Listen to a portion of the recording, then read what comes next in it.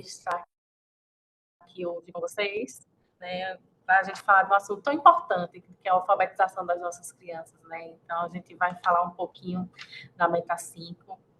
Nós temos aí a professora Kelly Valença. Muito obrigada, Kelly, pelo convite. Sempre é uma satisfação falar com você e ter você nos nossos encontros. Então, professora Kelly, que ela é chefe do serviço CEF, Serviço de Educação Profissional. Serviço de Ensino Fundamental. Imaginei que você vive com a educação profissional. Eu e a educação profissional não me abandona nunca. Que ela é uma parceira nossa, assim, na educação fundamental, no ensino fundamental, né, aqui do Departamento de Educação da SEDUC. E também temos nossa professora, a doutora Janaína Lapuente, acertei, Lapuente, que será a nossa formadora no dia de hoje. Uma satisfação estar com vocês hoje. Espero que vocês tenham uma tarde muito produtiva e que a gente, né, consiga entender, perceber, né, quão importante é a alfabetização dos nossos municípios, né? A gente trabalha esse tema tão importante. Então, desejo uma boa formação a todos e vocês aproveitem bastante.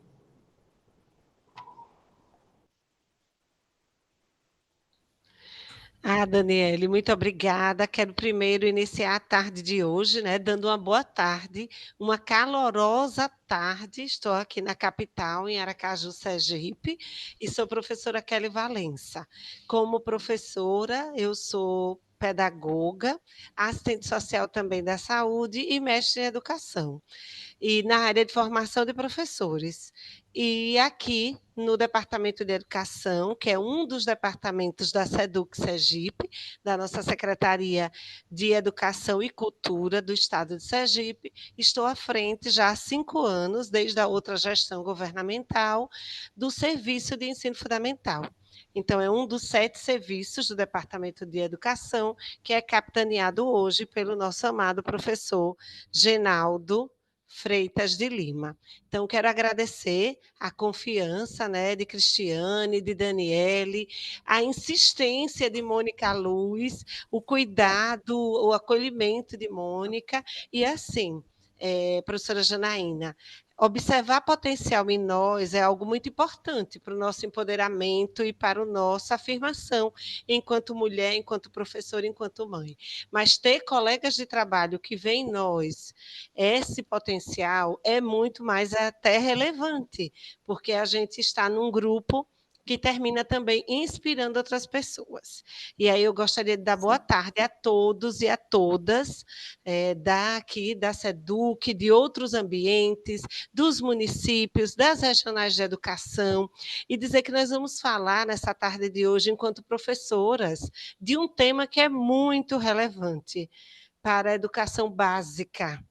É um tema que trata sobre a alfabetização das nossas crianças. E ao falar de alfabetização, a gente tem que imaginar que na educação básica, é nesse momento da alfabetização, chamado de ciclo de alfabetização, que a criança ela vai vivenciar a sua primeira transição curricular. Ela vem da educação infantil, que nós sabemos que no nosso Brasil ainda não é uma etapa universalizada, então nem todas vêm da educação infantil, mas esse é o modelo idealizado de educação básica, né? A gente sabe que a educação básica ela se configura em 3 grandes etapas: educação infantil, ensino fundamental e ensino médio, sendo que o ensino fundamental a etapa mais longa. E é a etapa também que vai reverberar no estudante uma série de mudanças, da criança, né, do bebê, da criança bem pequena, da criança pequena da educação infantil, daquele bebê da creche, para a educação infantil, para a criança já crescida, mais crescidinha um pouco, com uma certa autonomia no ensino fundamental, nos anos iniciais, depois para o pré-adolescente, o adolescente, e aquele menino que está saindo da adolescência, se tornando jovem, no ensino médio. Então, todas essas transformações perpassam pela educação básica. E a gente entender que esse ciclo de alfabetização vai abraçar essa criança. Está sem som, Maria das Neves? Está sem me ouvir, é? Vocês me ouvem, gente? Sim? Pronto. Então, tente habilitar aí, Maria Normal. das Neves, seu som. Obrigada.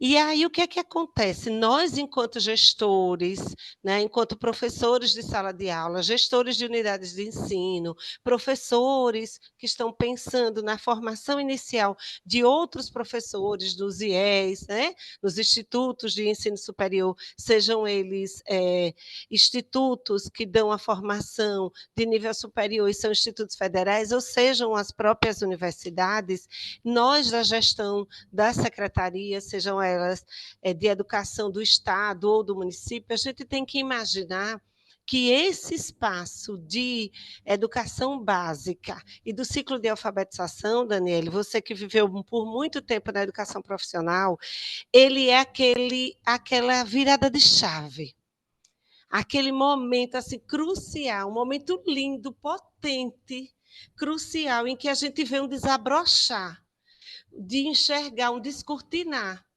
dessa alfabetização e desse letramento.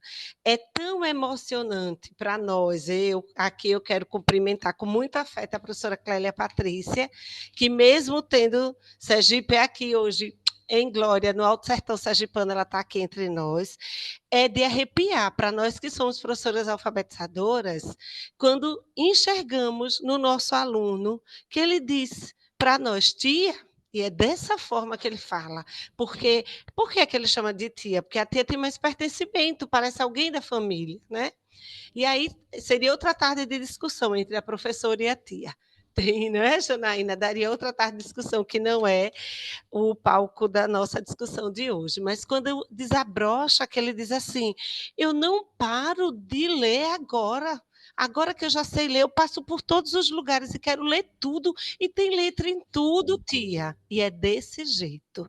E aí, um momento, né, uma escritora brasileira escreveu o livro O Menino que Sabia Ver, o menino que aprendeu a ver. E, na verdade, ela fazia alusão ao menino que aprendeu a ler, mas ao ler, ele descortina. E quando a gente pensa que alfabetizar é decodificar, né? Fazer uma junção de códigos e transformar esses códigos em algo que dá sentido, que é um objeto, que é um sujeito, que é uma ação, é para muito além disso. Ao ler, ele entendeu o significado. O M é de mamãe, e mamãe, para ele, tem um significado muito forte, não é? O K é de Kelly. Como foi difícil eu descobrir que esse K era de Kelly. E aí me lembro de uma pessoa que é muito relevante na minha vida, a minha sobrinha, que não está mais nesse plano físico, e antes de falecer, aos 20 anos precocemente, de um câncer devastador, ela dizia, eu sou Kendra com K. E por que uma jovem ainda dizia Kendra com K? Um nome tão diferente e um pertencimento à sua letra, ao seu nome. Então, é desse lugar de professora alfabetizadora, que é a minha formação de base, que eu quero dar boa tarde hoje para vocês. E nós vamos falar realmente, a professora Janaína é quem vai explanar, de um tema extremamente relevante, de um tema que para nós, além de ser relevante, é um tema que ele vem sofrendo modificações, ele vem sofrendo atualizações, então se a gente for pensar nas nossas leis, nos nossos planos, na própria LDB, que já trata de uma base, depois a gente tem o Plano Nacional de Educação, lá com a Lei 13.005 de 2014, que olha para essa alfabetização até o terceiro ano, aí a gente já tem uma base que refrigera isso, olhando para a alfabetização com o segundo ano, mas como processo. Nós, enquanto professores, temos que entender que estar no segundo ano alfabetizado é garantia de que esse estudante ele vai encarar o restante dos anos iniciais do ensino fundamental e o tão desafiador anos finais do ensino fundamental de maneira mais segura, de maneira mais autônoma, de maneira mais como eu posso dizer, independente, sendo protagonista da gestão da aprendizagem. Mas que, se isso não for garantido até o segundo ano, que é o que nós não queremos enquanto gestor, que os professores de terceiro, de quarto e quinto continuem acolhendo esse estudante, na perspectiva de que também, nesses anos do ensino fundamental, nos iniciais, todo esse conhecimento se consolida. Então, a gente precisa sair dessa sala virtual com a concepção de que é garantia, é letra de lei, é meta de plano, mas tudo isso também é processo. A gente não pode abrir mão de algo que é uma meta, um indicador, desculpe, mas a gente também tem que entender que tudo isso faz parte de um processo educacional. E quando ele está iniciando a fluência, ele ainda não é um aluno fluente, mas ele já é um aluno leitor. E isso é garantia de alfabetização. Então, a gente tem que pensar sobre isso. Bom, dando continuidade, a gente pode fazer uma pergunta, um questionamento, já já eu vou passar para você, Janaína. Posso chamar assim, né, que é tão jovem? Então, com certeza.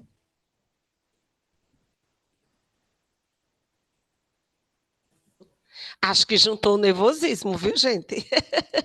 Com a secura do ar. É, Daniele, Paulo Altran, que é um autor muito antigo, um ator muito antigo da Globo, ele dizia assim que cada vez que ele subia ao palco, esfriava a barriga. Então, você pode me deixar, Daniele, não ria disso, não. Que cada vez que eu vou discutir sobre aquilo que eu gosto, sobre aquilo que eu estudo, é também um momento de esfriar a barriga, tá? De dar aquele friozinho na barriga, uma secura na voz, né? E aí a gente pode se imaginar enquanto professor e nos perguntar, poxa, Kelly, eu tentar, desde 1900 lá se vai bolinhas que eu sou pedagoga. E o que é que muda com a base? Que conceito é esse que traz para o segundo ano o espaço e o locus de garantia da alfabetização e de garantia dessa meta 5? Então, a gente tem que entender que é nesse espaço de primeiro e de segundo ano, nesse espaço formal de educação, de anos iniciais de ensino fundamental, que tem que existir a apropriação desse funcionamento do sistema de escrita alfabética. E, simultâneo a isso, né, a gente tem que entender que a leitura e a escrita ela faz parte de um processo, de uma prática social. Então, não está dissociado de quem é esse estudante, de quem é essa criança, o lugar em que ele vive, quem é a família dele, onde ele mora. Então, tudo isso é intrínseco, até porque é desse locus, do território, que vai dar o pertencimento. Então, é muito importante, tem vários municípios aqui presentes, e é muito importante que cada município entenda que, independente do estudante ser da rede estadual ou da rede municipal, ele é um estudante de ensino fundamental do município. E, para ele, tudo mesmo, porque esses anos serão fundamentais para que ele cresça com autonomia. Bom, um outro aspecto que a gente tem que olhar para a base e para a garantia desse processo de alfabetização é que a base ela traz duas linhas de atuação. Lá na lei, na LDB, já vislumbrava sobre isso, mas foi na base que esse detalhamento aconteceu. O primeiro é a centralidade do texto. Então, tem alguns colegas alfabetizadores que ainda seguram no método sintético e cartilhado dos séculos passados. E aí vai da letra para a palavra, ou para a sílaba, da sílaba para a palavra, da palavra para o texto.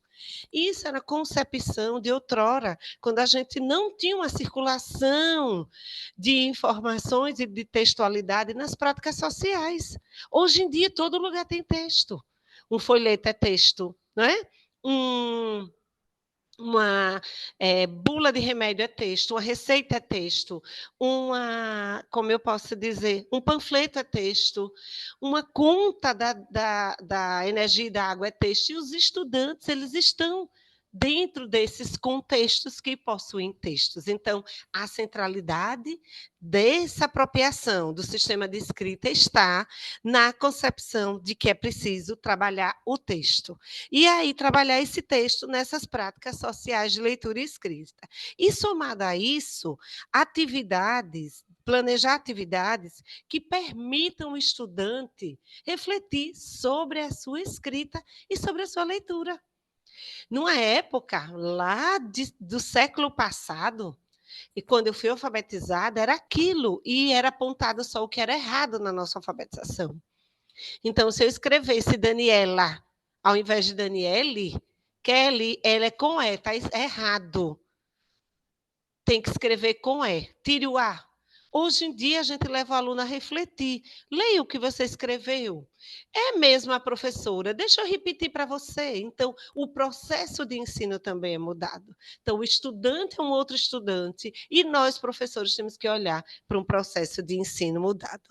E aí, o ideal é que a alfabetização ela ocorra de maneira que seja o aluno como protagonista, seja divertida, seja contextualizada e, acima de tudo, que seja contextualizada a rotina da criança. Então, a gente não tem uma alfabetização, a gente tem várias alfabetizações, no intuito de que cada criança tem o seu contexto. Bom, já viram que eu sou uma apaixonada, que eu falaria dias e horas sobre esse tema, mas hoje nós estamos com alguém muito especial.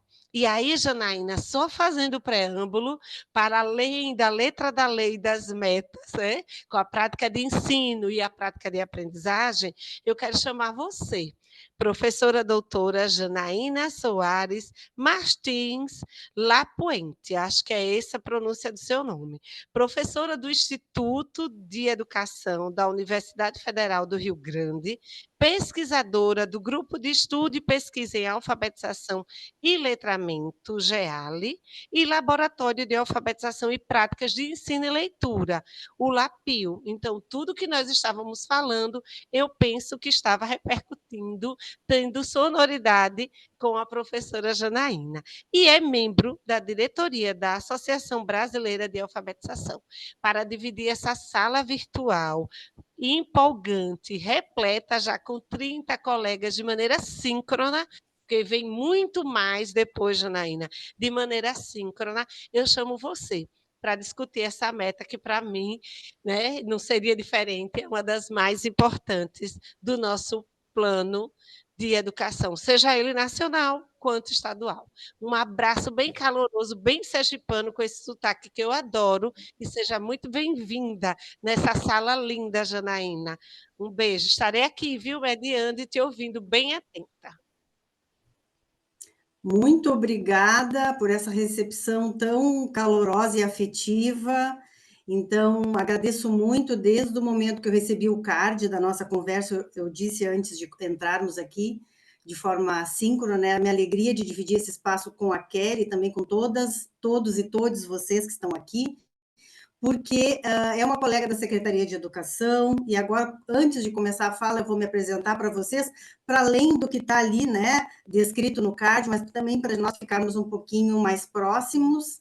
Então, antes de qualquer coisa, agradecer muito o convite, a possibilidade de nós estarmos dialogando sobre esse tema que também para mim é tão caro, que é a menina dos meus olhos, porque Janaína, que está aqui com vocês, né, tem uma trajetória muito grande na educação básica.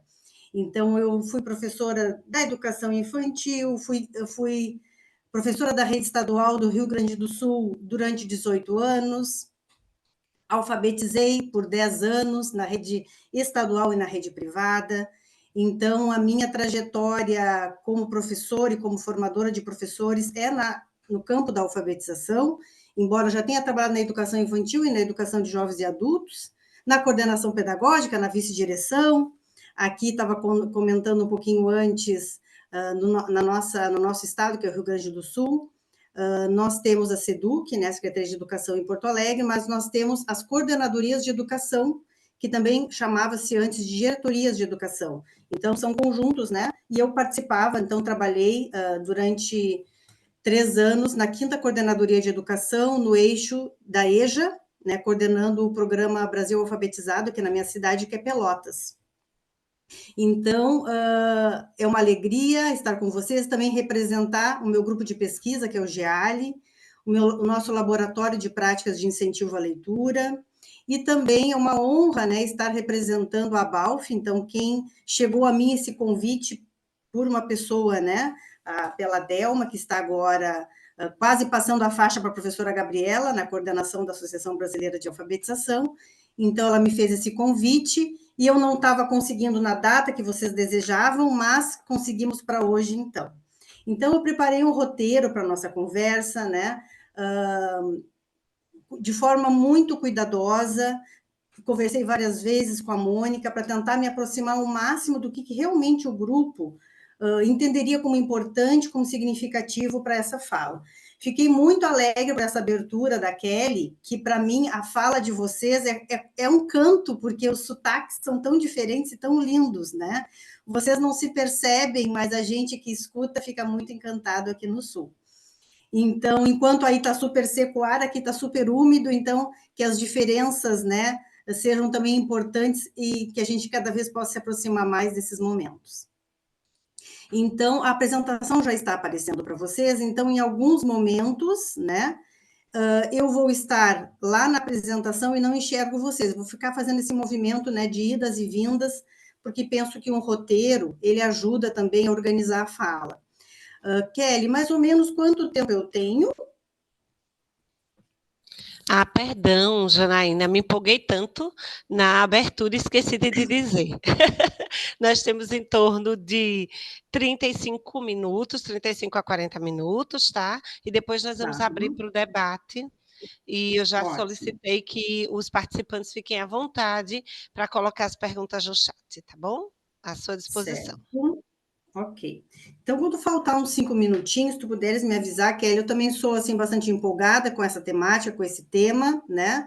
Então, se vocês puderem ir me avisando, e fiquem tranquilas, podem ir colocando as perguntas no chat, e a gente vai dialogando, e se também sentirem a necessidade de interromper, for uma questão bastante pontual, ou uma questão que está borbulhando aí no chat, que eu não consiga perceber, pode interromper a fala, porque a ideia, na verdade, é de uma conversa, né, sobre o Plano Nacional de Educação, a Meta 5, porque assim como eu organizei a fala, cada um de nós que está aqui também poderia ter organizado essa fala a partir das suas vivências, da sua formação, da sua trajetória. Então, penso que é um espaço formativo para todos nós, inclusive para mim, que organizei, que revisitei, né, alguns materiais para compartilhar com vocês. Então, vou lá para a apresentação, a gente vai conduzindo. Então, feitas aqui as apresentações, vamos passando aqui. Aqui são os logos, o nosso card de hoje. Então, o roteiro da nossa conversa. Caso a apresentação não esteja bem, ou alguma situação, vocês podem ir me avisando, porque agora eu não consigo mais enxergar vocês aí. Então, como a gente costuma fazer nas nossas salas, né? Eu que alfabetizei tanto tempo, eu colocava lá no cantinho do quadro agenda, né? Então, organizava com as crianças à tarde como seria. Então, também pensei de fazer um pequeno roteiro, de anunciar para vocês antecipadamente por onde eu vou transitar na minha fala. Então, inicialmente, pretendo fazer uma fala um pouco mais rápida sobre esses dois primeiros pontos, que é um panorama geral do Plano Nacional de Educação, de 2014 a 2024, e como está ocorrendo nesse momento no nosso país a organização das conferências de educação municipal, estadual e nacional. Um pouco para situar o grupo, porque o que eu fico pensando sempre? Eu voltei aqui para enxergar vocês, fico pensando sempre que num encontro formativo como o nosso, como tantos outros, sempre tem pessoas que estão chegando, tem pessoas que já têm uma caminhada longa no campo, então sempre é importante a gente fazer, situar todo mundo, né, e situar também aonde nós queremos chegar, que é o diálogo sobre a Meta 5. Então, é por aqui que eu vou conduzindo, então, a nossa conversa de hoje. Bom, então, o próprio tema da nossa conversa de hoje, se nós formos voltar aqui no card, de olho nos planos, conhecendo o Plano Nacional de Educação e o Plano Estadual de Educação, com foco, então, na Meta 5. Então, situar um pouquinho o nosso atual Plano Nacional de Educação, que está em vias, então, agora, né, de um próximo plano, que também é chamado de Plano Decenal de Educação, e é entendido também, de acordo com os documentos, né, a espinha dorsal das políticas de Estado da educação. Então, o atual plano de educação, que está encerrando, né, a década, assim como a Kelly falou, a Lei 13.005/14. Então, todos os nossos planos decenais, eles têm a duração de 10 anos, e o atual, que ainda está em vigência, ele tem 20 metas, tem 10 diretrizes e 254 estratégias. Então, o Plano Nacional de Educação é uma lei brasileira que estabelece diretrizes e metas para o desenvolvimento nacional, estadual e municipal de educação. Tem a finalidade de direcionar esforços e investimentos para a melhoria da educação do país. Então, quando os documentos orientadores chamam esse plano de espinha dorsal das políticas de Estado, é pensando, então, desse contexto macro, né, que é o contexto brasileiro, depois o contexto estadual, os municipais, até chegar lá no miúdo da coisa, no microespaço, que é o contexto, né, das escolas e das práticas educativas. Então, a ideia dessa contextualização é justamente essa, da gente entender esse panorama geral e pensar na meta 5, sim, a nível nacional, estadual, municipal, mas também lá no contexto educativo da sala de aula. Como é que a gente pode, né, pensar e operacionalizar essa meta 5?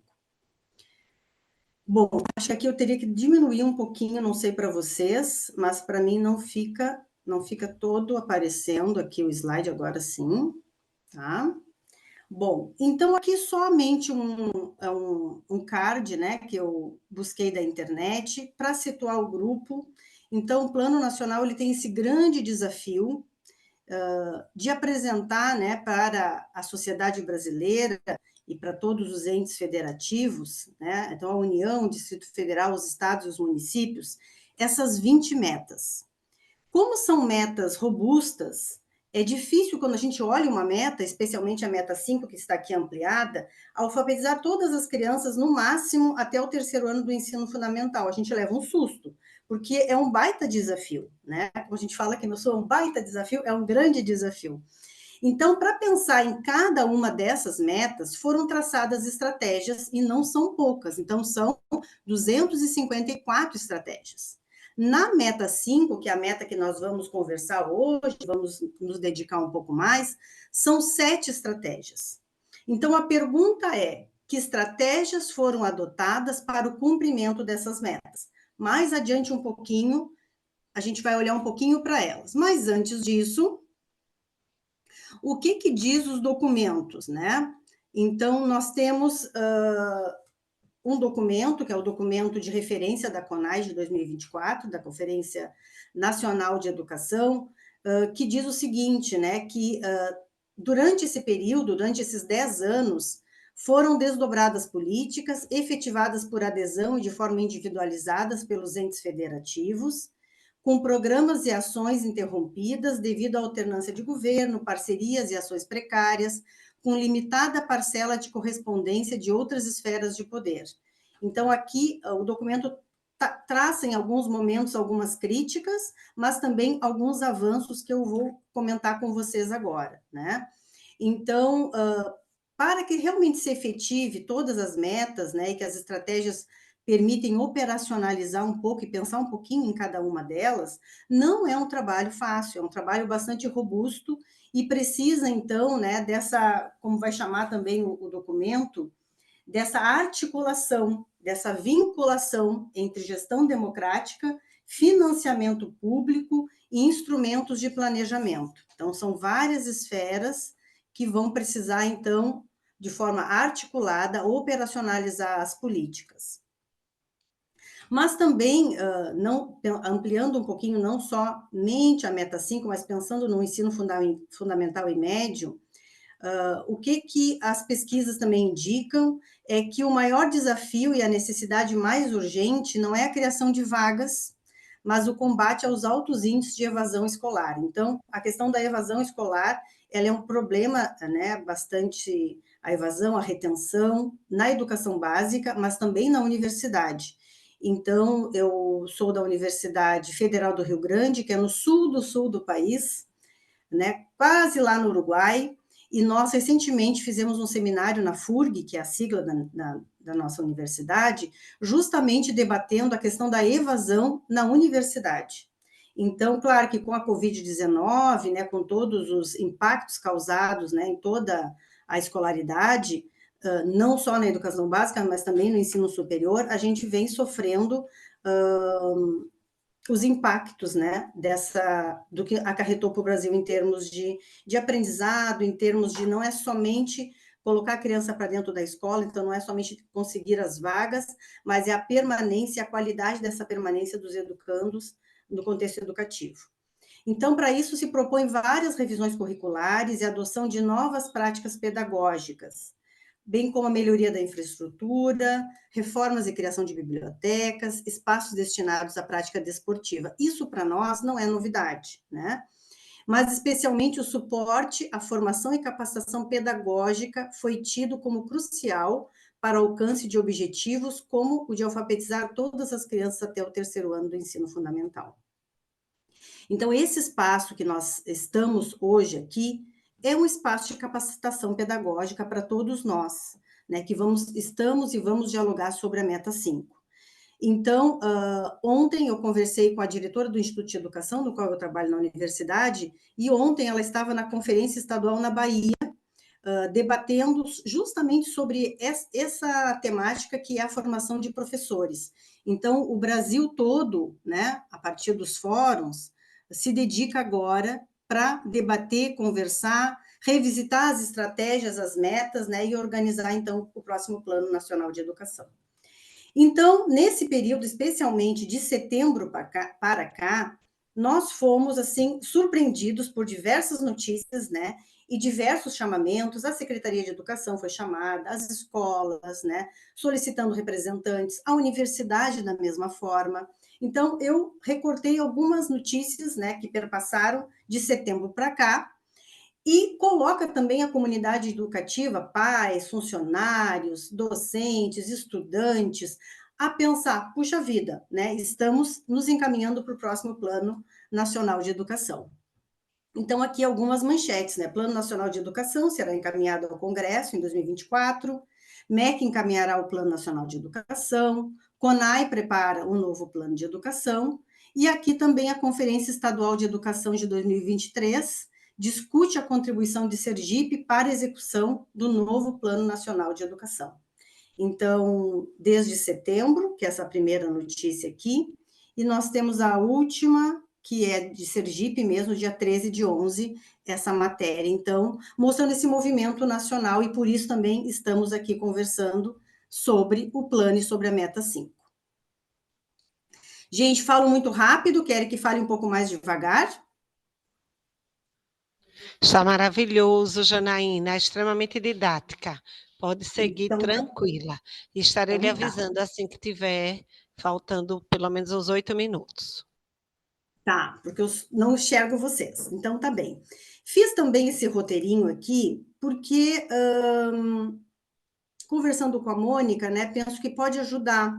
Então, de repente, nós podemos ter pessoas aqui no nosso grupo que está participando pela primeira vez, ou que está representando a sua secretaria, ou que está representando a sua escola, porque ontem mesmo eu conversei com uma colega, uma estudante da nossa universidade, que participou representando a escola do Fórum Municipal de Educação, né?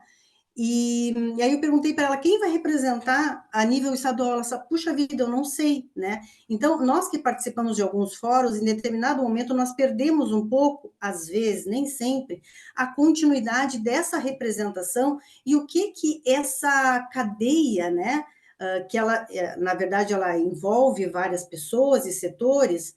Ao fim e ao cabo, qual é o objetivo de cada um de nós em cada espaço que nós estamos participando, então, para pensar o Plano Nacional de Educação? Então, também, se vocês tiverem interesse, eu disponibilizo também os slides. Se vocês quiserem também compartilhar com as escolas, né, penso que ajuda.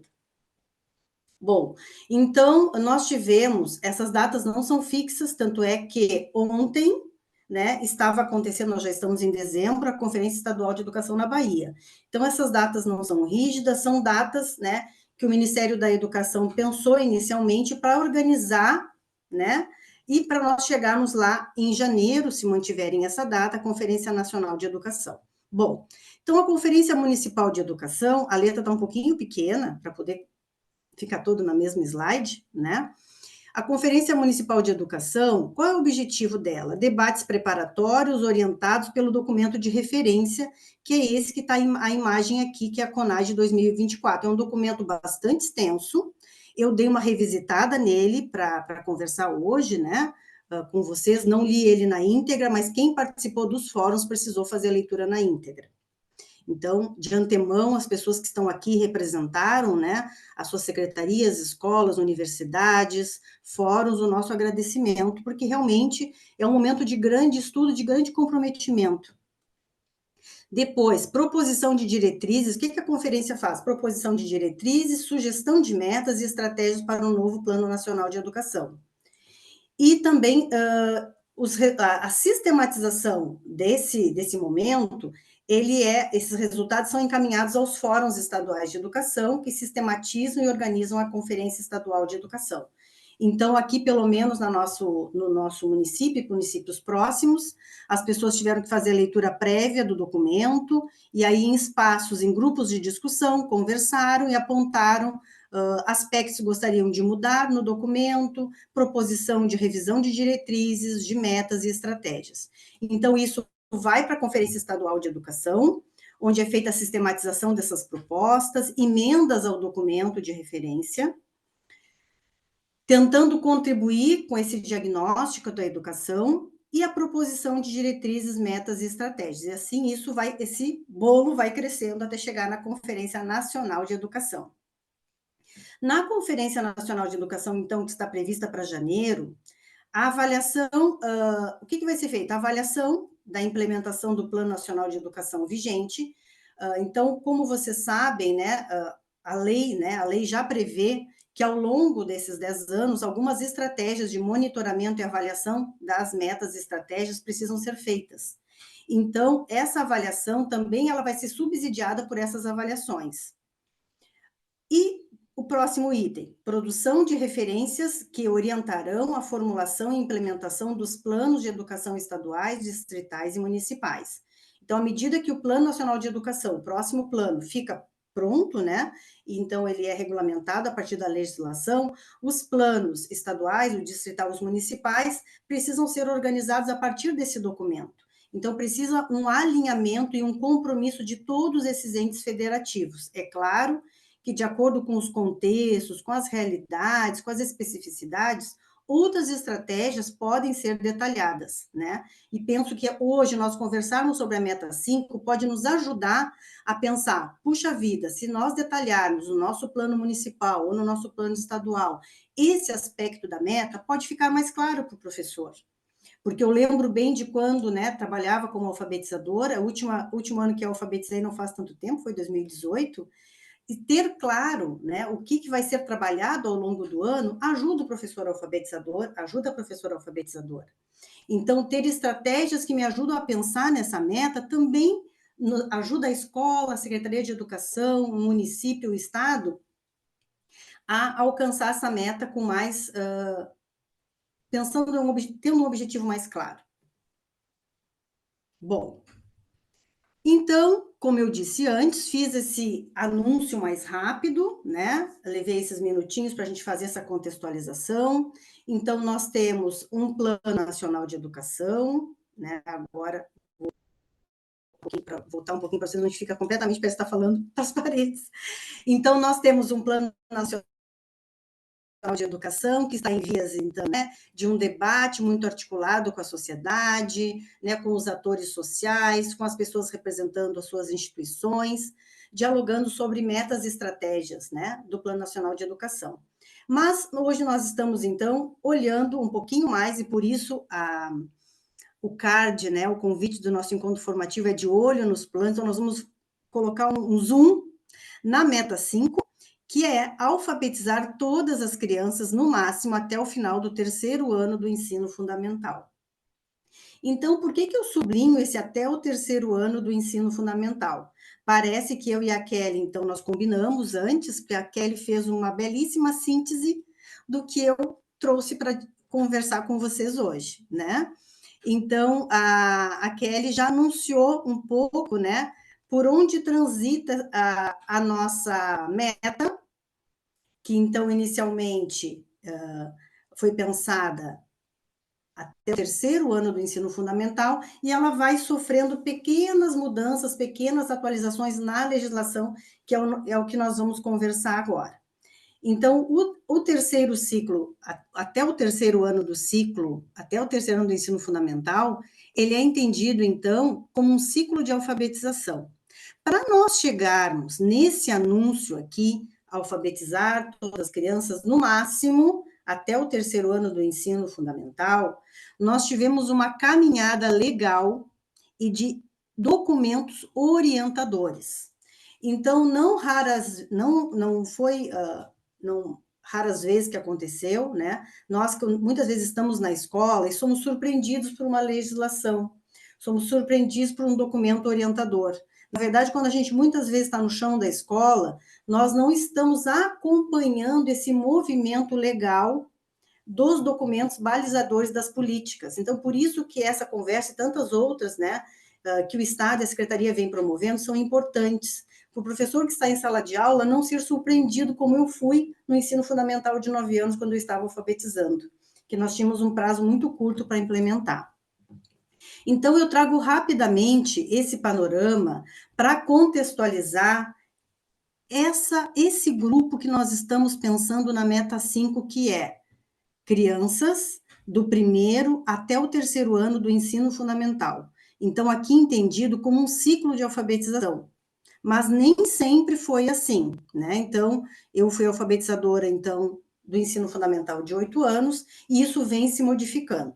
Então, a lei anterior, a 10.172 de 2001, em consonância com a LDB, então, o Plano Nacional de Educação de 2001 até 2011, em consonância com a LDB, institui ampliar para 9 anos de duração o ensino fundamental obrigatório com 6 anos de idade. Isso em 2001.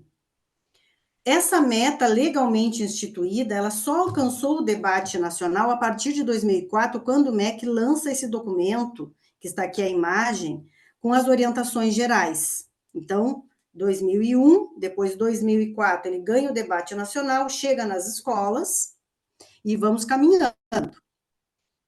Depois, a lei de 2005, a 11.114, ela institui o início da obrigatoriedade do ensino fundamental aos 6 anos de idade. Então, as crianças aos 6 anos de idade poderiam entrar no primeiro ano, mas ainda não se falava ainda da ampliação do ensino fundamental para 9 anos. Isso foi chegar, então, em 2006.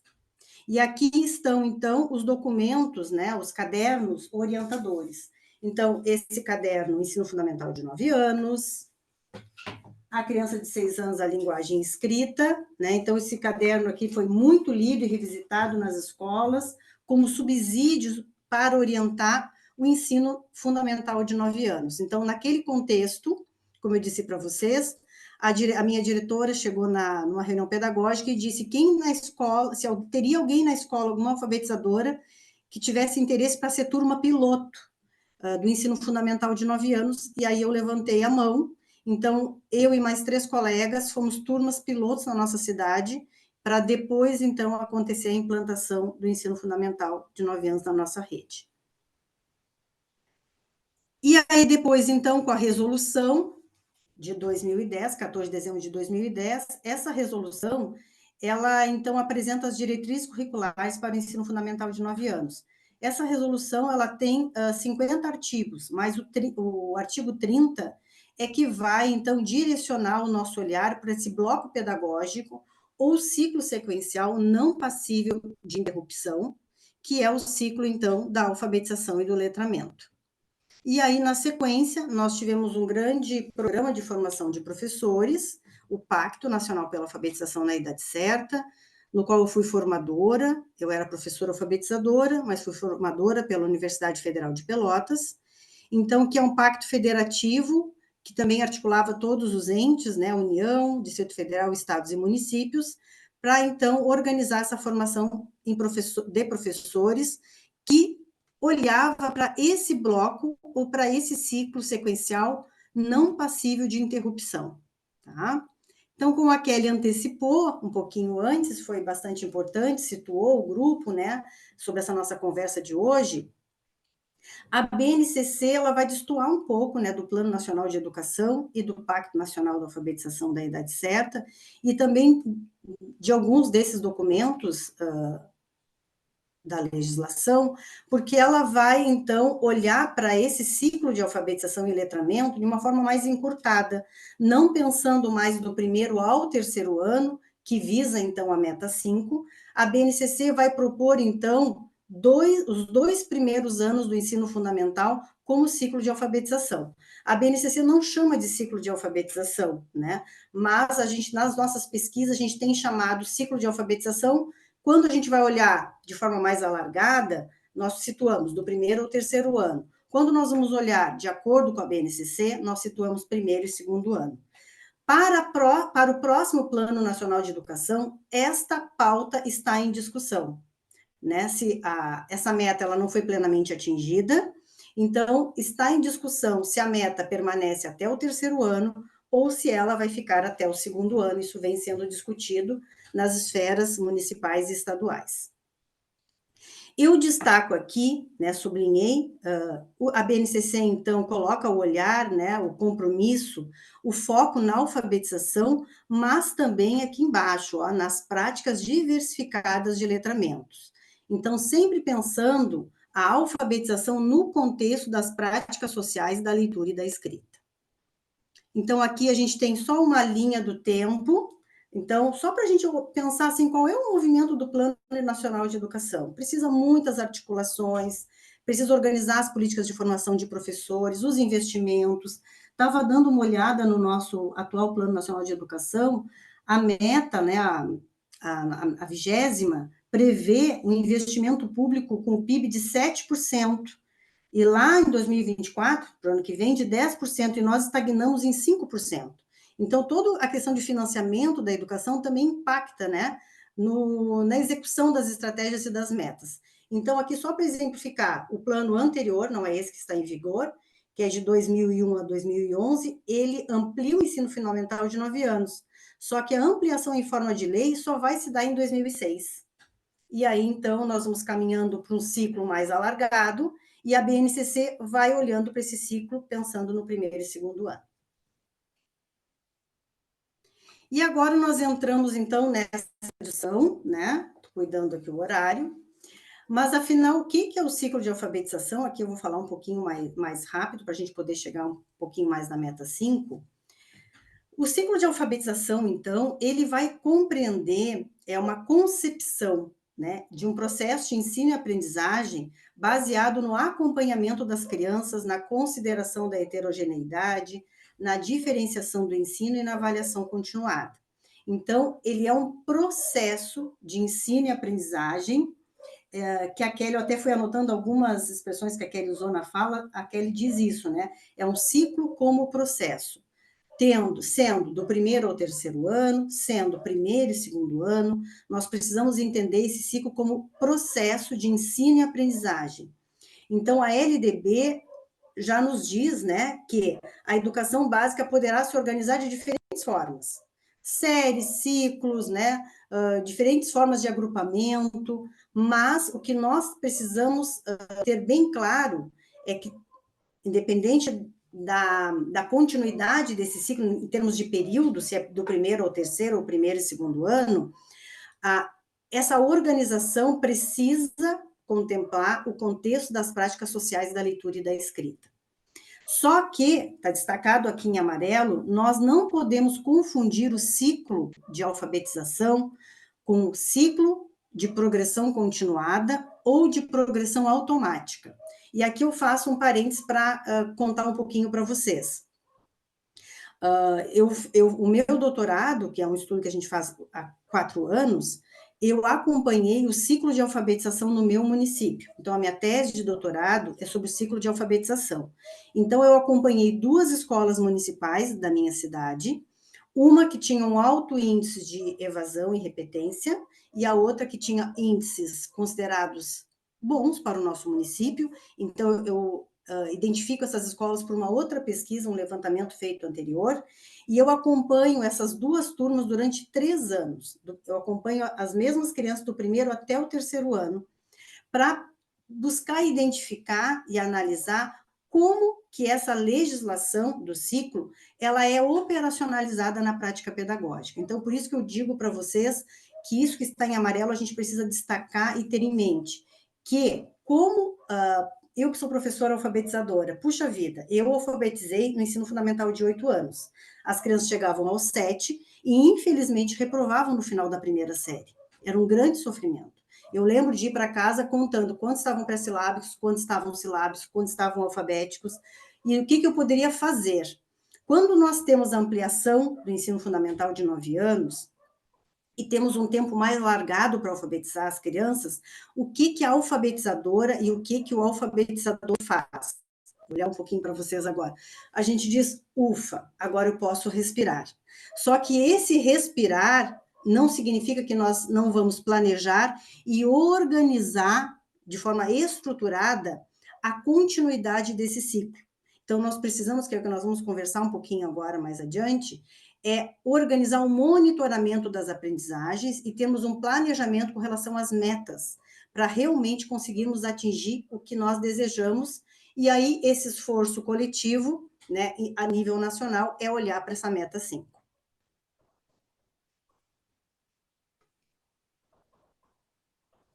Bom, então aqui nós temos alguns princípios do ciclo de alfabetização, que todos nós já sabemos, mas vale a pena a gente relembrar e destacar, que garantir a progressão escolar. Puxa vida, não tem problema. Uma vez uma mãe de um estudante me disse, professora, eu estou bem tranquila, porque agora ele vai adiante até o terceiro ano, ele não reprova. Né? Então, eu sempre fazia várias reuniões ao longo do ano para mostrar a importância do primeiro ano, da continuidade das aprendizagens, comprometer também a comunidade escolar.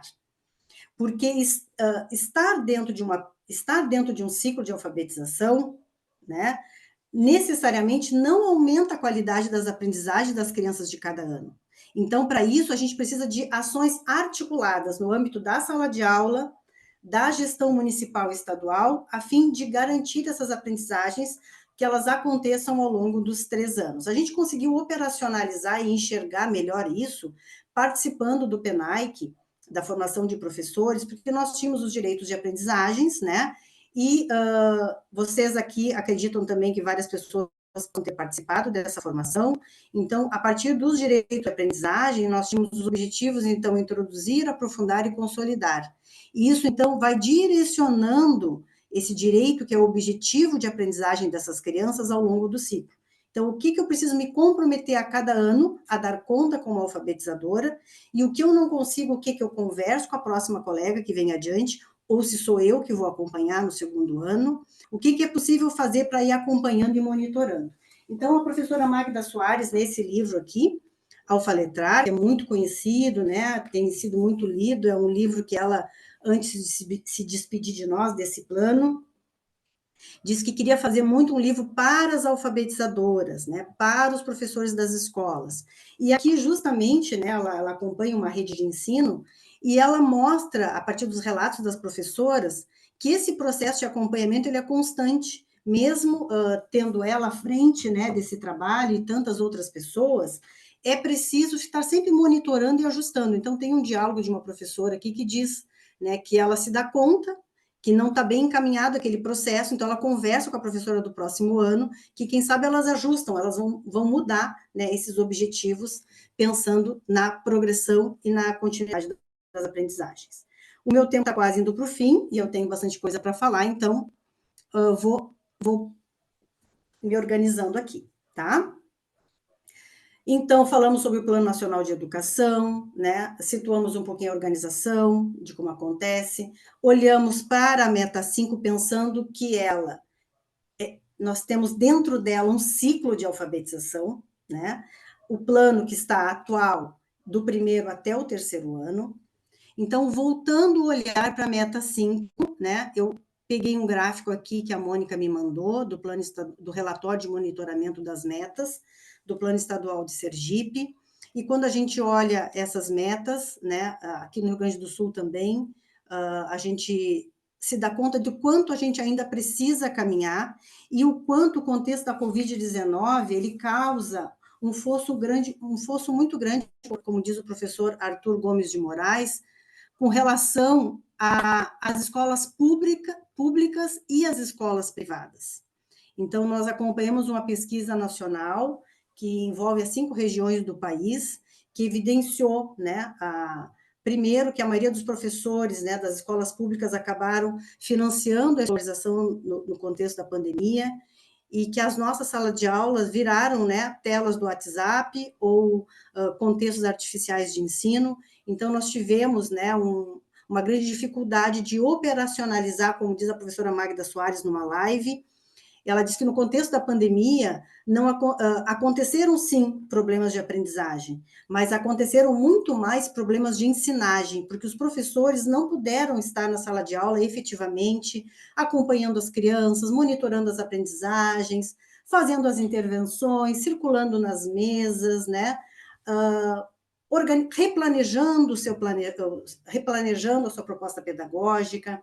Então, isso, 2 anos, traz uma perda muito significativa, e por isso que muitas vezes a gente olha para os nossos índices e causa um certo pânico, né? Uma certa preocupação de como nós faremos para operacionalizar, para conseguir modificar essa realidade.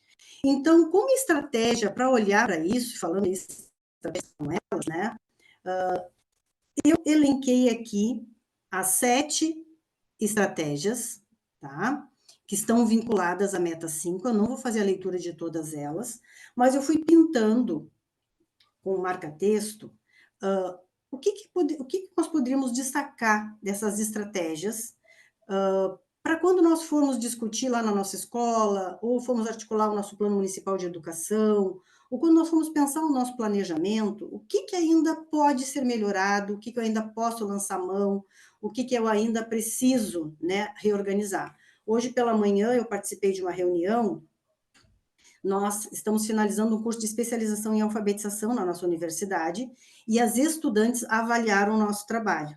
Então, eu, Janaína, como professora, eu também fui puxada a orelha, né? Então, as estudantes também disseram, nós queremos mais isso, então nós vamos nos reorganizar. E assim é o trabalho educativo, né? A gente cada vez mais precisa pensar por onde eu caminho, com quem eu caminho. Então, é o corpo docente da escola, é a comunidade educativa, em parceria com a Secretaria de Educação, né, em parceria com as escolas próximas, enfim. Bom, então, o que eu destaquei aqui das estratégias? A necessidade, então, desse trabalho articulado com a pré-escola. Então, a professora Mônica Batista, que é uma referência no campo da educação infantil, ela vai dizer que a gente não chame mais, né, não é, como é que a gente chamava antes, de transição, mas que é uma integração.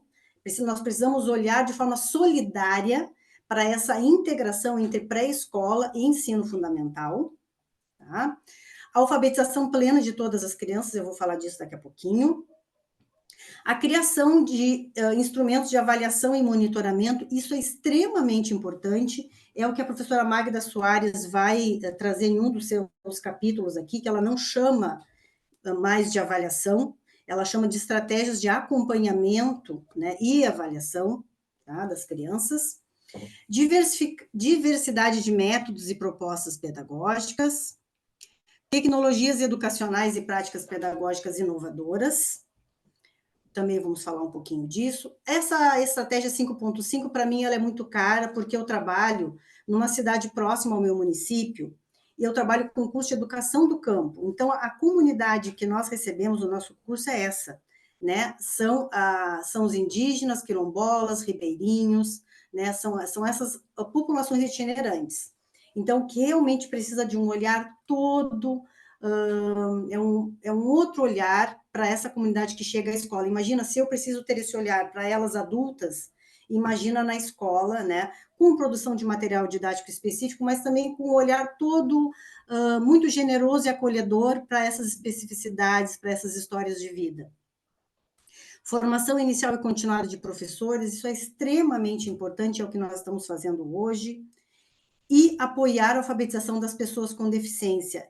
extremamente importante e ela faz parte, então, dessa alfabetização plena. Eu estou chegando ao fim, quase ao fim, estou cuidando aqui o meu tempo. Kelly, o que me falta de tempo? Isso mesmo, uns 8 minutos. Pode ficar tranquila. Tá bom, então. Desses destaques, então, que eu pinto de amarelo, o que eu trago para compartilhar com vocês, tá? A gente tem que fazer algumas escolhas quando vai falar, né, de alfabetização, e principalmente dessa meta que tem um compromisso tão grande para nós. Então, eu fiz algumas, né, pode não ser as mais acertadas, mas trouxe algumas para dialogar com vocês. Então, primeiro, a alfabetização plena das crianças. Então, pensando nesse ciclo de alfabetização, do primeiro ao terceiro ano, ou do primeiro ao segundo ano, então, nós temos que pensar nessa continuidade dessa proposta pedagógica, com metas e estratégias claras ao longo do ciclo, entendendo essa alfabetização plena de forma mais alargada, que ela articula, então, essas duas vias, né, que a Magda Soares já nos chama atenção, que é a alfabetização e o letramento. Então, a alfabetização, a representação, né, do nosso sistema de escrita alfabético, entender que a gente escreve com letras, né, que essas letras têm sons, que juntando letras e sons eu organizo palavras, isso é muito importante, nós não podemos perder essa especificidade da alfabetização, ela é extremamente importante, só que ela perde totalmente o sentido se eu só alfabetizo as crianças para ler textos cartilhados, né? Para ler um material sem significado, e eu não consigo operacionalizar, eu não consigo tornar esse aprendizado significativo no contexto diário delas, né? Então, a alfabetização plena envolve isso, envolve alfabetizar no contexto das práticas sociais. Então, sabendo que eu vou utilizar. Então, como a Kelly falou há pouco, né, da questão que a BNCC traz a centralidade do texto. Então, vários autores, né, do campo da alfabetização também trazem essa centralidade, porque o texto é a unidade de sentido mais importante no campo da alfabetização. Eu vou chegar na letra e fonema, né? Eu vou chegar nas unidades maiores, mas eu vou partir de um texto que tem um significado mais amplo para as crianças. E esse texto não precisa ser um texto de jornal, ele pode ser uma música, pode ser uma parlenda, pode ser uma notícia, pode ser um bilhete. E a gente vem aprendendo, né, quem é da área da alfabetização, que a gente consegue enxergar o letramento quando a gente pensa nos textos e pensa nos gêneros textuais. Então, pensar então nessa alfabetização plena, pensando nas diversidades dessas crianças, né, das crianças com deficiência, na criança quilombola, ribeirinha, indígena, dessas turmas heterogêneas. Tem vários slides sobre isso, mas eu não sei se eu vou chegar neles, então já estou adiantando aqui, tá? Esse aqui do meio, ele é vem sendo bastante polêmico, pelo menos nas nossas discussões aqui na universidade. Diversidade de métodos e propostas inovadoras. O que nós entendemos sobre propostas inovadoras, né? A gente vem se fazendo essas perguntas. Tem algumas palavras que são de um contexto mais neoliberal e mais empresarial, que elas chegam no campo da educação.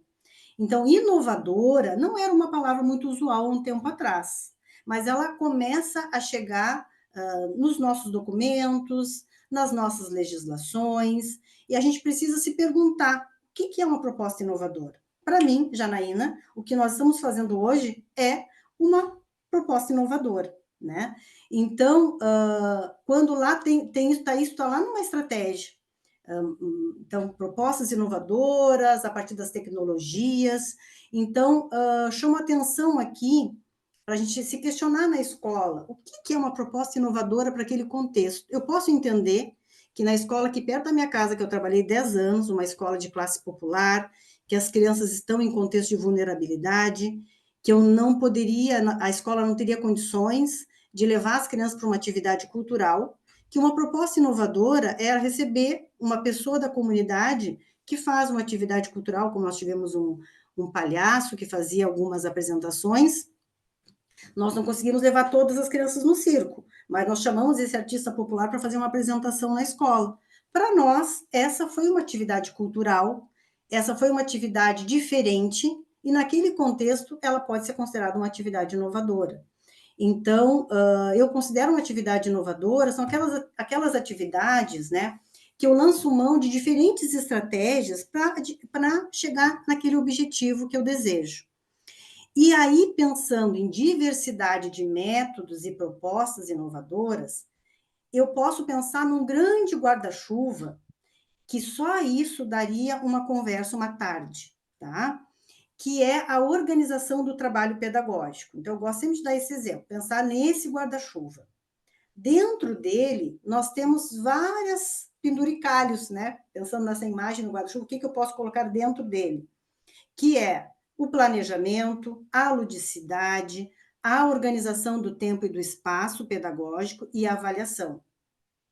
Então, eu preciso pensar diferentes metodologias no campo da alfabetização, é organizar o tempo pedagógico, é pensar numa rotina significativa e atraente para as crianças, mas também para mim, professora alfabetizadora. Eu sempre defendi, quando trabalhava já 40, às vezes 60 horas, chegou um dia que eu estava muito cansada, que eu já não via nem mais o sol, né? Porque a gente fica muito tempo em sala de aula, eu digo, puxa vida, se está sendo cansativo e não está sendo prazeroso para mim, para as crianças, muito menos. Aí eu mudei um pouco o jeito, né, de trabalhar com as crianças, pensando que precisa ser prazeroso para todos nós, para ser significativo e que o aprendizado aconteça, né? Então, os contextos de ludicidade. Então, agora eu vou passar algumas imagens rapidamente, que o meu tempo já está no fim, mas para trazer esse panorama, né, de diversidade de metodologias, de propostas interessantes, significativas, né, planejamentos, projetos, sequências didáticas, participação da comunidade. E esse outro destaque é a formação dos professores, das professoras. Então, pensar sempre nessa formação inicial e continuada para a alfabetização. E destaco aqui o trabalho muito importante que as redes, nas secretarias, né, os municípios, cada vez mais possam pedir a contribuição da universidade. Então, aqui eu represento, né, a Universidade Federal do Rio Grande e a Associação Brasileira de Alfabetização, o quão é importante. E se a pandemia trouxe alguma coisa de positiva, foi essa possibilidade da gente estar, mesmo em contextos tão distantes a nível de Brasil, mas tão próximos, discutindo um assunto tão importante como esse, que é a Meta 5. Então, nós temos vários programas de formação de professores, o PIBID, Programa de Iniciação à Docência, a Residência Pedagógica, então, e outros tantos projetos e programas que a universidade precisa ser parceira das escolas, porque a universidade precisa também se comprometer, né, a nós atingirmos juntos, né, as metas e as estratégias do campo educacional. E talvez eu precise finalizar com essa imagem, porque o meu tempo se esgotou, né, Kelly? Acho que sim, né? Estou aqui, sim. Isso, se esgotou, então eu vou finalizar com ela, embora eu tenho a partir daqui desdobramentos dessa, mas eu vou mandar os slides para vocês, não tem problema nenhum. Então, eu coloquei aqui a Meta 5 no centro dessa nossa discussão, mas, na verdade, ela está articulada. Todas essas, didaticamente aqui, esses, né, esses símbolos ovais aqui, eles estão separados, mas eles estão completamente articulados. Então, para fins didáticos, eles estão separados, mas eles estão articulados. Então, pensando nessa meta tão robusta, tão cara a todos nós, né, que é alfabetizar todas as crianças até, no máximo, o 3º ano, é pensar que essa alfabetização ela precisa acontecer, primeiro, a partir do contexto da alfabetização e do letramento, pensando nessa alfabetização plena, e aí eu já vou puxar para esse ladinho aqui, que é pensar nesse currículo inclusivo, que é pensar nas diversidades de aprendizagem, e também nas crianças, né, que além de dificuldade de aprendizagem, pode ser crianças com deficiência. Então, nós temos também nas escolas, né, os apoios, né, as salas de recurso, nós temos também, na nossa rede aqui, setores das secretarias, né, e das escolas que nos dão um suporte, mas sempre é um grande desafio. Pensar também essa Meta 5 nesse contexto de planejamento, então esse planejamento que ele precisa ser intersetorial, a contexto de Brasil, né, Estado, municípios, e também lá na escola, até chegar no miudinho da sala de aula. Então, no atual governo, nós temos a PNA, Política Nacional de Alfabetização, ela deixa de existir. Então, nós temos agora o compromisso Criança Alfabetizada, que também é um grande guarda-chuva de formação de professores, e que a partir do próximo semestre já começa a ser operacionalizado em todo o Brasil, tá?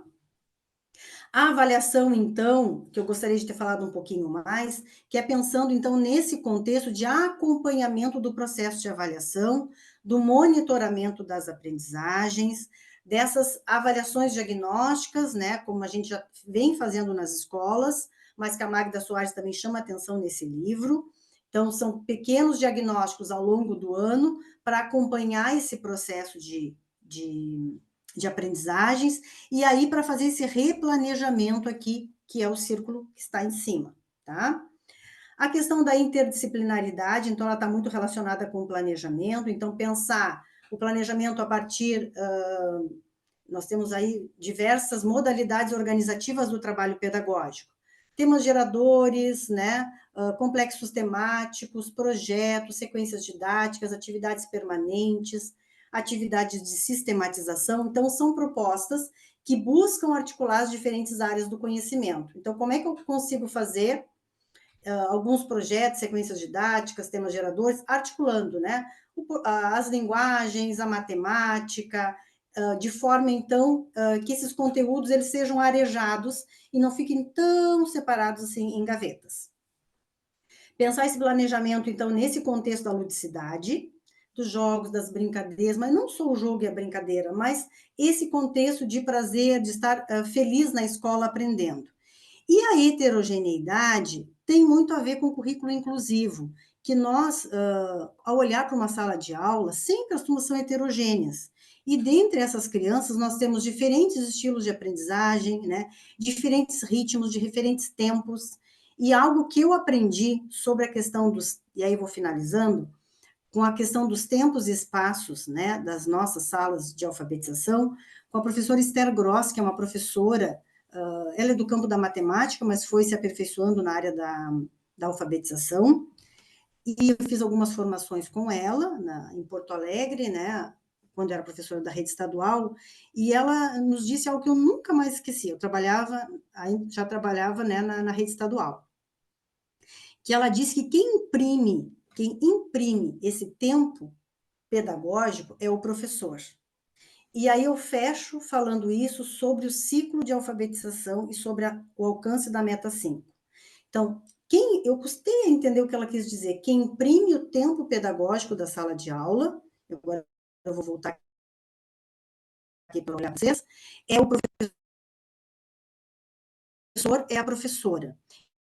Então, que organizar nosso plano de aula, né, nosso planejamento diário, de forma mais alargada. Então, pensando numa sequência didática, numa semana, num mês, mas nos comprometendo com as aprendizagens da criança e pensando que eu não posso me descansar, eu tenho até o 3º ano para alfabetizar as crianças.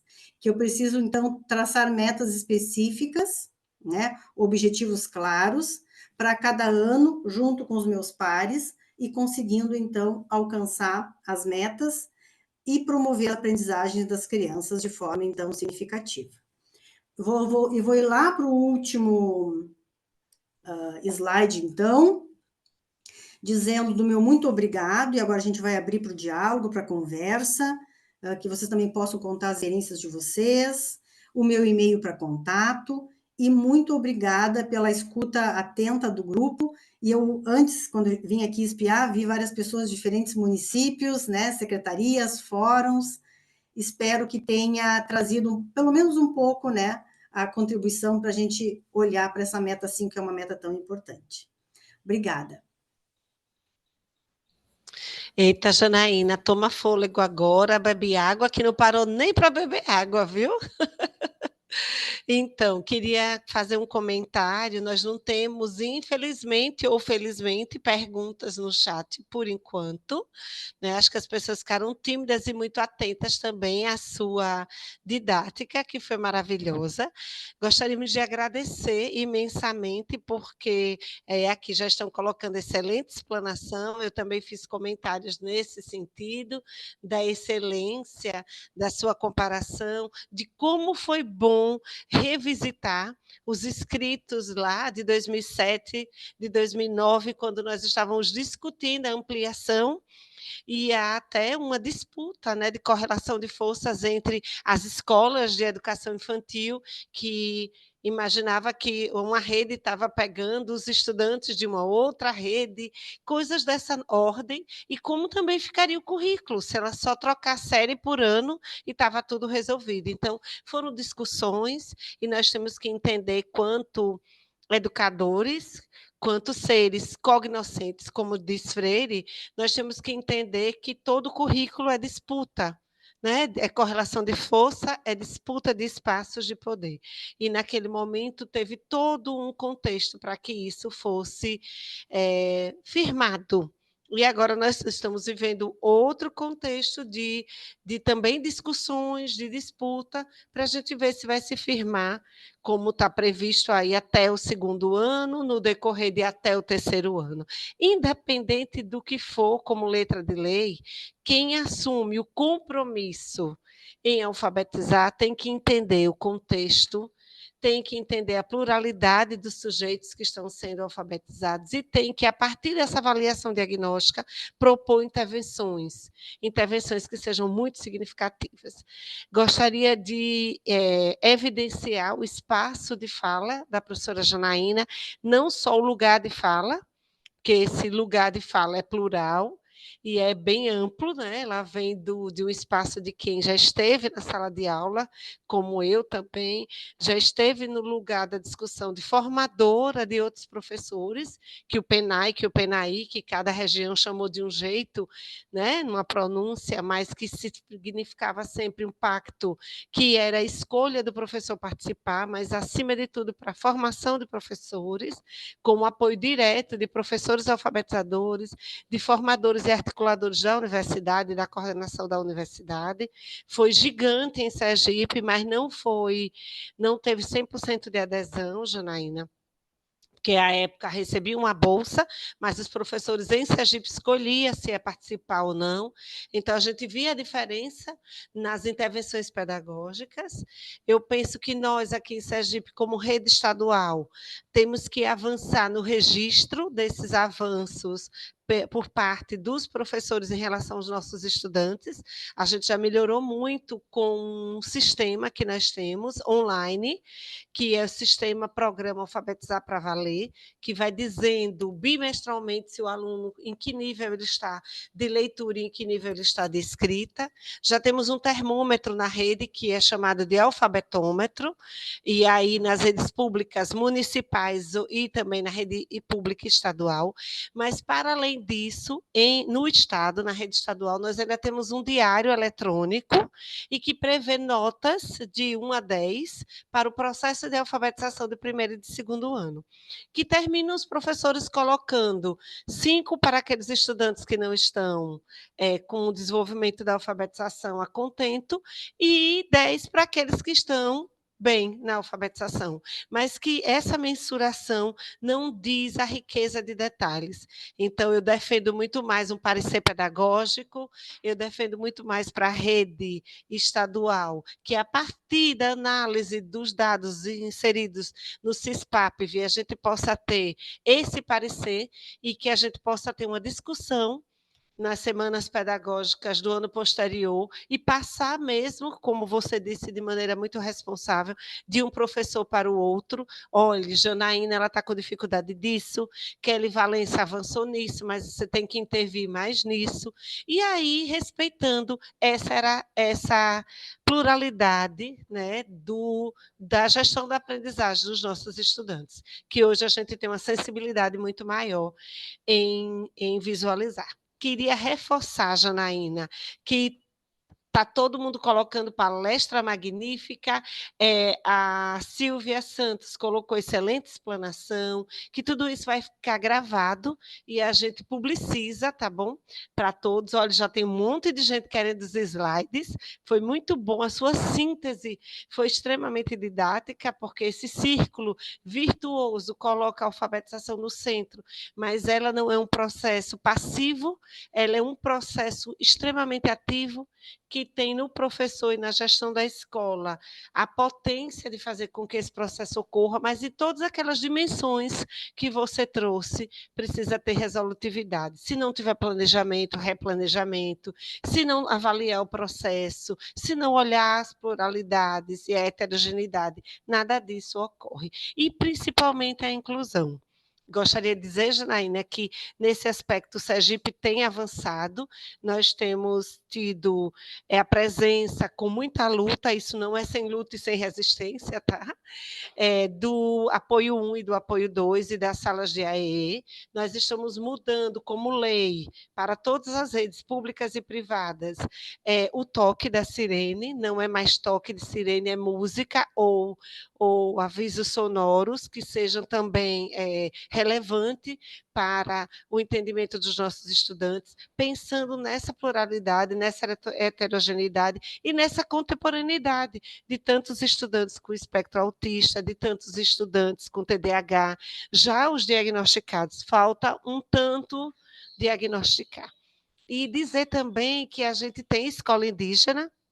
Eu tive o prazer e a felicidade de quinta-feira da semana passada estar na escola indígena, que é a escola Dom José Brandão de Castro, e nessa escola a gente observando desde a comunicação visual, a figura da professora, a vestimenta da professora, o sotaque da professora, o jeito que os seus estudantes a chamavam de tia Teté, porque era o nome que ela era conhecida na comunidade, na aldeia, por ser também um indígena, então tudo isso sendo assegurado para os estudantes. Então, isso é algo que para nós também é muito caro, é muito necessário, para que a gente possa, pelo menos, diminuir os nossos, como eu posso dizer, os nossos débitos históricos, não é? Com tudo, toda essa negação que a gente passou décadas, séculos, refazendo, reproduzindo, né? E hoje nós temos uma escola, mais de uma, temos escola quilombola e temos uma escola indígena. O dizer também que a questão tecnológica, nós temos uma parceria linda, e é uma parceria frutífera e respeitosa com a Telefônica Vivo, mas com o Instituto Paramitas também, e aí nós tivemos um processo de recomposição das aprendizagens numa escola daqui de Aracaju, da capital, no decorrer desses 15 dias de novembro, das primeiras semanas de novembro, e nesse processo de recomposição a gente levou recursos plurais, e como a gente viu os alunos se encantarem pelo processo de alfabetização, porque de 53 alunos de 2 segundos anos, só 7 estavam no nível aceitável de leitura e escrita para o terceiro bimestre do segundo aninho. E aí a gente foi fazer uma intervenção de 10 horas, um intensivão mesmo, e como eles puderam retomar, digamos assim, a rota, reescrever a rota, e é isso, o professor alfabetizador tem essa mágica, mas precisa avaliação de processo. Aí eu lembro muito de um escrito de Leia Anastasio, que é para o ensino superior, mas que é tão usado na educação básica, que são os portfólios. Esse livro que ela fala sobre as estratégias de ensinagem, ela fala sobre o relatório, sobre o portfólio, e quando a gente monta o portfólio do estudante de alfabetização, a gente diz como ele chegou e como ele saiu. Que coisa linda ter evidências desse crescimento. Rosimeire está falando aqui um excelente início de apresentação com a professora Kelly, igualmente surpreendente essa brilhante palestra da professora Janaína, e obrigado pelo aprendizado da tarde de hoje. Então, Janaína, você trouxe para nós que a meta, ela não pode ser cumprida somente pelos nossos governantes, que cada um que tem a sua sala de aula, que cada um que tem os seus 20, 25, 18, 15 alunos, eles governam também processos de ensino, e eles precisam se preocupar em indicadores, precisam se preocupar em impacto, em efetividade de uma política pública, e que é a partir dessa intervenção do ser professor a mudança dos nossos estudantes. Então, eu agradeço como SEDUC, Sergipe, já lhe convido a visitar esse território tão gostoso, Opa! clima tão maravilhoso, uma festa junina, que aí percorre todo o mês de junho, tão plural que eu penso que você nunca viu em outra região do Brasil, Com a não ser no certeza não. Nordeste, tá? Então, aqui nós temos casa de professor para você se hospedar, lugar simples, mas lugar que pulsa ciência, lugar que tem comida no prato e lugar também que a gente não quer mais ele, tá bom? Só fazendo alusão à Obrigada. sua frase tão potente aí na sua estante linda. Dizer que você nos inspirou muito quando você traz a singularidade do seu lugar de fala, né? E do seu pertencimento também com o chimarrão que você toma toda hora, com as indumentárias que você está decorando o seu espaço o seu ambiente de estudo, e dizer que isso realmente nos representa, porque eu penso que professor tem esse viés, né? Ele é por si só um ser de ação. E por ser de ação, ele é político. Então, ele não pode viver na neutralidade. E a gente precisa de posicionamento. E como você se posicionou frente a isso lindamente.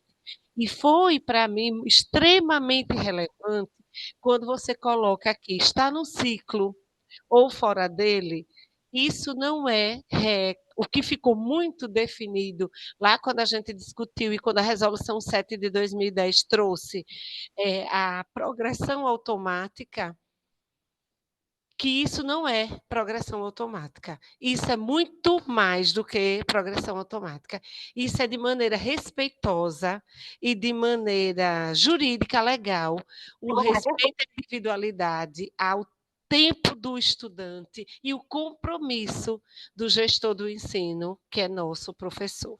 Então, a gente tem que ter o compromisso de entrega com efetividade, com aprendizagem. Então, quem é o estudante que a gente vai fazer com que ele vá para o terceiro ano, para o quarto ano? Com que tipo de conhecimento? Até onde houve melhora no processo de aprendizagem dele?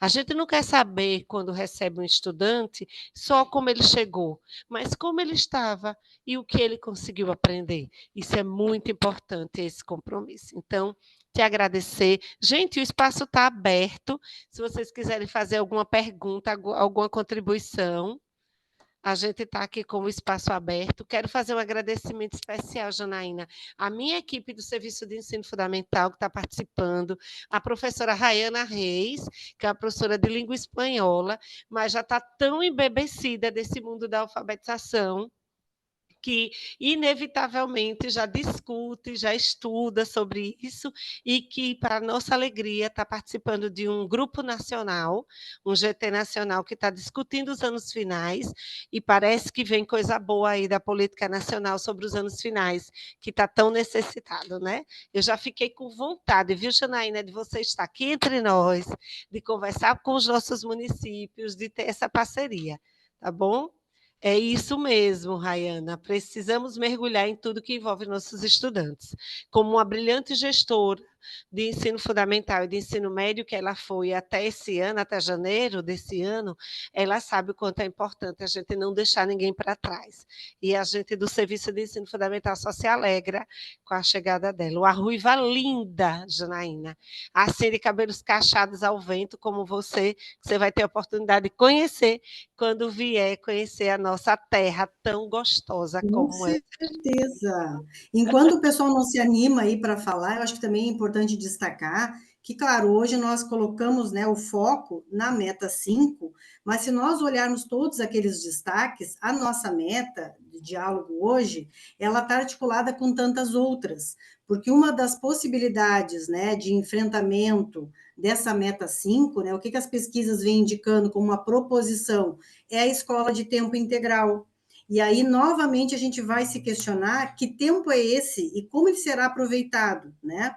A questão que a Kelly traz agora das tecnologias, desse suporte, então, também está relacionado com outra meta, a formação de professores, a questão da educação infantil. Então, na verdade, as metas, elas estão relacionadas e esse pacto, esse compromisso é de todos nós. Então, a escola, né, quando ela caminha junto, por isso que a questão do projeto político-pedagógico, ele é tão importante. Eu que trabalho com esse conteúdo, né, as minhas alunas não aguentam mais de tanto que eu falo em projeto político-pedagógico, mas ele é a proposta educativa da escola que vai fundamentar, né? E que vai oportunizar que eu converse com a minha comunidade escolar, com aquele pai, com aquela mãe, com aquele cuidador, né? Com aquela pessoa responsável, que trabalho que eu estou fazendo é a defesa do meu trabalho, né? O meu comprometimento. Então, o projeto político-pedagógico, ele vai embasar, né, todo o nosso fazer docente.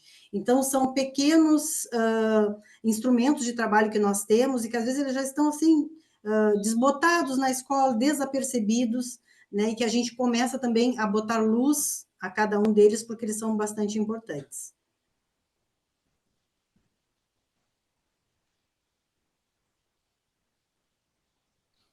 Interessante mesmo. E aí mostra que nós somos esse ser, né, político, e define também que estudante nós queremos formar. E esse PPP precisa ser construído mesmo, sair da gaveta, ser construído com a pluralidade da comunidade escolar e envolvendo o seu entorno, porque é muito relevante. Ninguém falou até agora, Janaína, creio que está tudo muito elucidativo, muito claro, né? E a gente precisa realmente, olha, o convite pode e deve ser estendido a conhecer o sertão sergipano, tá vendo? Venha conhecer Poço Redondo, Com que é a certeza. capital do cangaço, isso mesmo. Muito Com calor, certeza. mas tem muita coisa linda para ser vista. E aí, Maria das Neves, eu gostaria de dizer que eu vou junto, viu? Só digo, tá? Você vai ter que levar o duo, Janaína e Kelly, tá bom? Com Então, estendido certeza. aos cantos de Sergipe, os cantos e os encantos de Sergipe.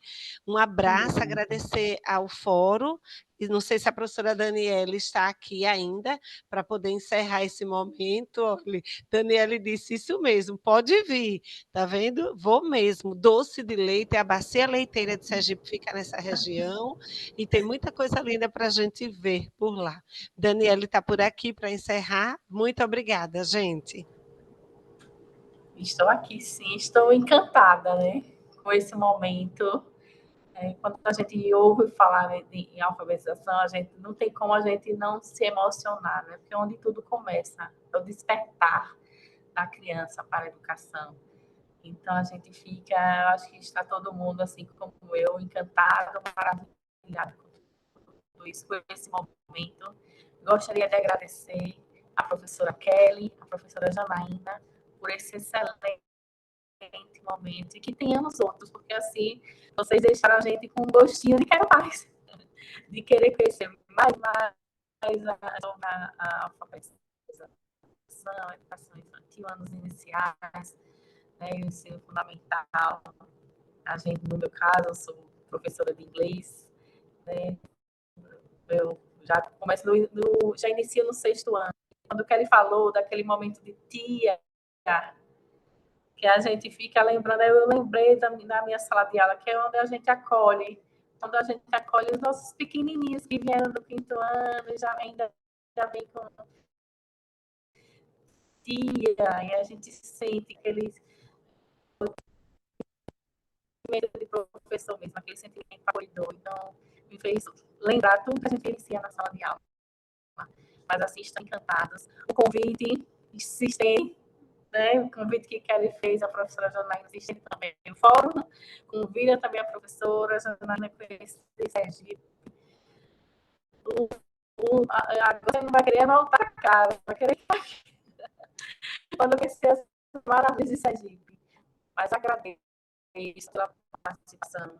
Né? Acredito que a gente saiu completamente diferente hoje, nesse momento. Gostaria de agradecer a todos e a Kelly, a Ana, por esse momento. Muito obrigada, gente. Eu também gostaria de agradecer o acolhimento, a forma muito afetuosa que me receberam, me senti em casa mesmo na tela virtual, então me senti em casa, né? Então agradecer todo esse carinho, com certeza na primeira oportunidade farei uma visita e já me coloco também à disposição quando precisarem, né? Só fazer o contato. Agradecer a parceria da Kelly, de todos vocês, desde o convite até esse momento. Muito obrigada. Obrigada, gente. Um fim de tarde lindo para todos nós.